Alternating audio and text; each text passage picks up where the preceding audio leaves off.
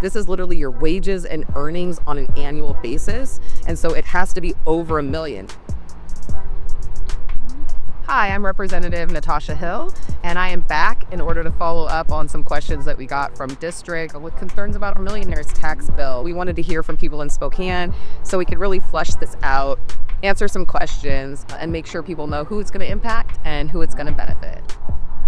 We are not looking at your net worth, we're not looking at the value of your real property, and we're not looking at your investments, whether that's retirement, stocks and bonds. This is literally your wages and earnings on an annual basis, and so it has to be over $1 million. So nobody's getting this extra tax if they're making just $1 million.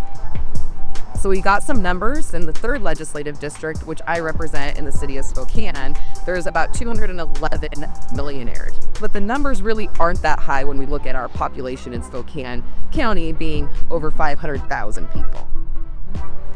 Good news is when we passed our capital gains tax, we did not see that kind of flight.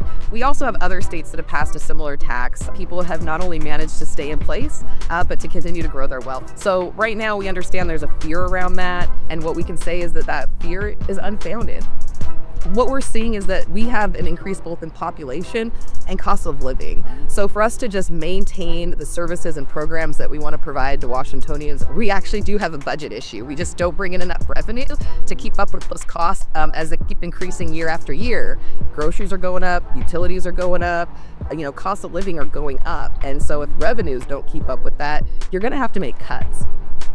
There's over 20,000 Washingtonians who make over $1 million in wages every single year. And that's where we're able to generate over $3 billion that are going to go back to taxpayers. We're going to take the bulk of this money and put it back into education. It's going to expand eligibility for the working family tax credit. That means we're going to be putting more taxpayer dollars back into the homes of our taxpayers. This is also going to remove the B&O tax for those small businesses who are making under $250,000 a year. There's still time to get in your questions or concerns. The goal of this is to make sure that people aren't confused, that you have the facts so you know where you fall on this. And again, we want to make sure that people in Spokane know how this is impacting them. I think more importantly, how this is going to benefit.